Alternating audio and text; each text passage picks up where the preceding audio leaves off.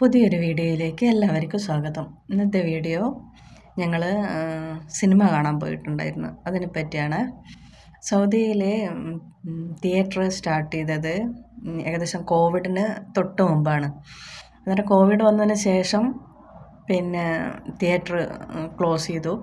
പിന്നെ കോവിഡിന് ശേഷമാണ് ഓപ്പൺ ആയത്. അങ്ങനെ നോക്കുമ്പോൾ ഈ കുറച്ച് കാലമായിട്ടാണ് സൗദി അറേബ്യയിൽ തിയേറ്റർ തുടങ്ങിയിട്ട്.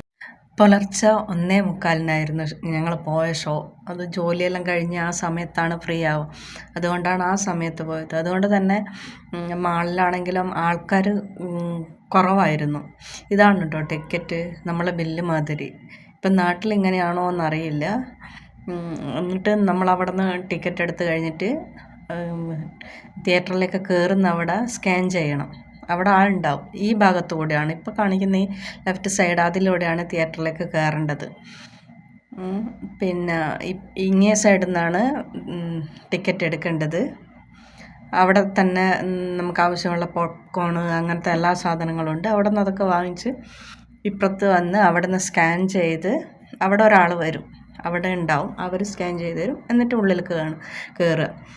ഉള്ളിൽ 7 സ്ക്രീനോളം ഉണ്ട്. ആ സമയത്ത് 7 മൂവി അവിടെ ഉണ്ടായിരുന്നു. പിന്നെ ഞങ്ങൾ പോയ സമയത്ത് ഞങ്ങൾ കണ്ട സിനിമ അന്ന് ലാസ്റ്റ് ദിവസമായിരുന്നു. അതിനുശേഷം ദിലീപിൻ്റെതും പിന്നെ ആസിഫ് അലിയുടെയൊക്കെ പടം ഉണ്ടായിരുന്നു. ഇവിടെ പൊതുവെ കാണാനൊക്കെ നല്ല രസമുണ്ടായിരുന്നു. പിന്നെ ഓരോ ഷോ കഴിയുമ്പോൾ തിയേറ്ററൊക്കെ നല്ല ക്ലീൻ ചെയ്തിട്ടാണ് പിന്നെ ആൾക്കാരെ കയറ്റുന്നത്. ഞങ്ങൾ പോകുമ്പോൾ അത്ര ആൾക്കാരുണ്ടായിരുന്നില്ല, ആകെ 4 പേരെ ഉണ്ടായിരുന്നുള്ളൂ. അതുകൊണ്ട് നല്ല സുഖമായിട്ട് നമുക്ക് ആസ്വദിച്ച് കാണാൻ പറ്റി. ഈ പടത്തിലെ വില്ലനെ കണ്ടപ്പോൾ നമ്മുടെ മണപ്പള്ളി പവിത്രനെ ഓർമ്മ വന്നു. കുറേ കാലത്തിന് ശേഷം ഒരു നല്ല വില്ലൻ, എന്നാലും നമുക്ക് സ്നേഹം തോന്നുന്ന ആൾക്കാർ. പിന്നെ ശോഭനയ്ക്ക് പകരം മേതിൽ ദേവിക ആയിരുന്നെങ്കിൽ നന്നായിരുന്നു തോന്നി. ശോഭന മോശമാണെന്നല്ല പറയുന്നത്, എൻ്റെ ഒരു അഭിപ്രായം. അവരെ സമീപിച്ചെന്ന് കേട്ടിരുന്നു. മേതിൽ ദേവികയായിരുന്നു സൂപ്പറായിരുന്നു എന്ന് തോന്നി. പിന്നെ നമ്മളെ ലാലേട്ടനല്ലേ, അത് മുത്തല്ലേ, അത് പിന്നെ പറയണ്ടല്ലോ. പടം നല്ല രസമുണ്ടായിരുന്നു. ഞാൻ പ്രത്യേകിച്ച് പറയേണ്ടെന്ന കാര്യമില്ലല്ലോ.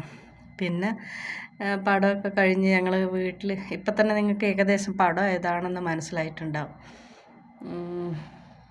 തിയേറ്റർ പക്ഷേങ്കിൽ പിന്നെ അത്ര സൗണ്ടൊന്നും അത്ര ക്വാളിറ്റി ഇല്ല. ഞങ്ങൾ കൂത്തുപറമ്പിൽ ബേബിയുടെ അത്ര ആ സൗണ്ട് പോരാന്ന് ഉണ്ണിയേട്ടനൊരു ഇതുണ്ടായിരുന്നു. ഇതാണ് അതിൻ്റെ സ്ക്രീന്. പുലർച്ചെ 5 മണിയായി തിരിച്ച് റൂമിലെത്താൻ. ഇനി പുതിയൊരു വീഡിയോ ആയിട്ട് വീണ്ടും കാണാം.